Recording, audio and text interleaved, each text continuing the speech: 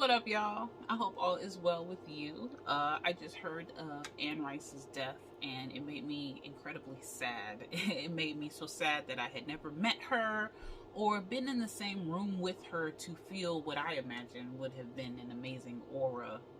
Um, it's so amazing how a person that you have never met or never even been in the same room with could make such an impact on you, and you could feel their passing as if it was a personal friend. And so in her honor, in Anne Rice's honor, I would like to come again and talk about my favorite book that she wrote, The Witching Hour. I have talked about this book quite a few times now. I have read it quite a few times. This has been my favorite book for quite a few years. And so, again, in her honor, I want to just talk about my favorite part, or one of my many favorite parts. So we're going to talk about the death of Deborah Mayfair. And she is not necessarily the matriarch of the family, but she is the one who obtained the famous green emerald that every Mayfair witch holds when she is in power. So if you have not read this, or you don't quite remember what I'm talking about, because this is, as you can see, a very dense book, I am talking about the death of Deborah. It happens in the first 5 to, let's say, 15 pages of chapter 14. So if you want to go back and read it, it is the first 5 to 15 pages of chapter 14.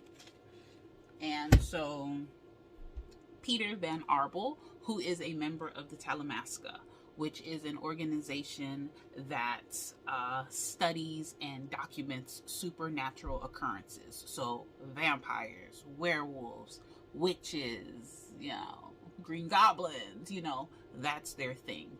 They do not interfere. They just document. So Peter Van Arbel is traveling through France under the guise of a priest that is studying witchcraft. And my glasses are putting off hella glare.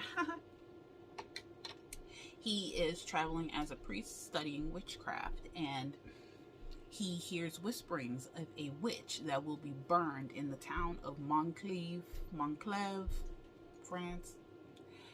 He hears that a witch is going to be burned, and he goes there to document this witch burning. Only when he gets there, he realizes that he knows this witch. This is a witch that he has known since she was a child, and she is going to be burned on the next day for the murder of her husband.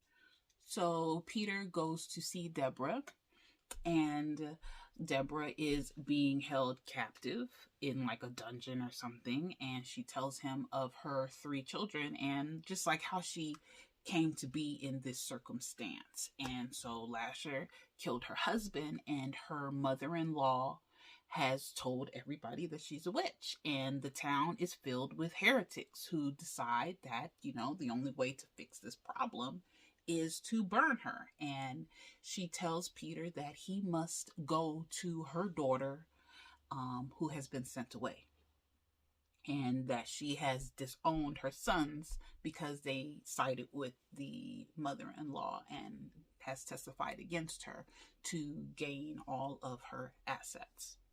So the day comes of the burning, and Deborah is standing on the pyre, and she is not necessarily given her last words, but she takes her last words, and she uses her last words to curse the town and everybody in it who has decided to come and see her death and take joy in her death. And at that moment, she calls down Lasher, and Lasher begins to cause crazy havoc, and he proceeds to kill everybody who was down on that square to see her die. And long story short, she dies. And in the end, they do burn her, though she is already dead before they actually set her on fire, but she does indeed burn. And Peter Van Arbel, the guy under the guise of a priest, he gets so angry because he had deep emotions for Deborah that he ends up murdering someone himself as revenge on as revenge for Deborah's death. Now, that is the bare bones description of what happens. So, why is this chapter so interesting to me? This chapter reminds me of a class that I took in college. It was a history of witch burning, and the class mortified me.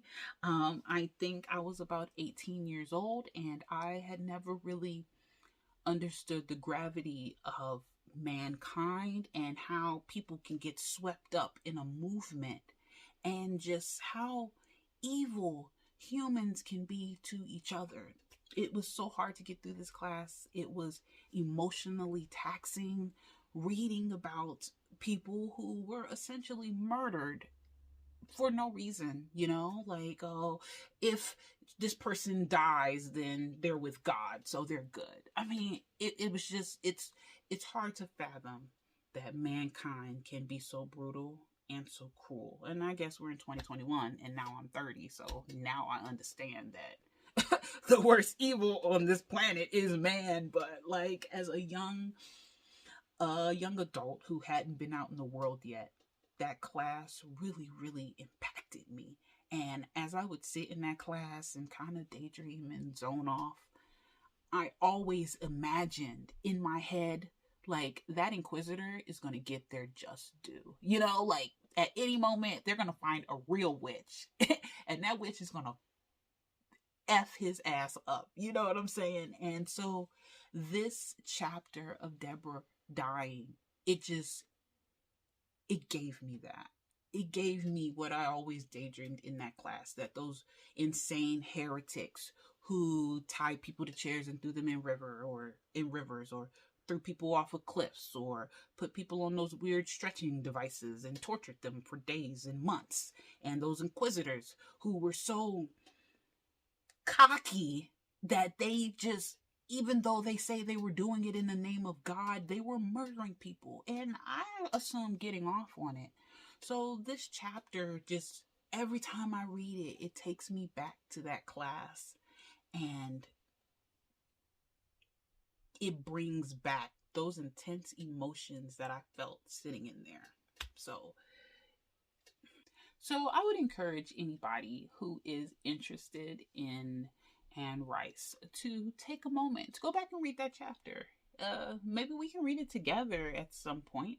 So I really don't know how to end this, if we're going to be completely honest. That's all I really have to say.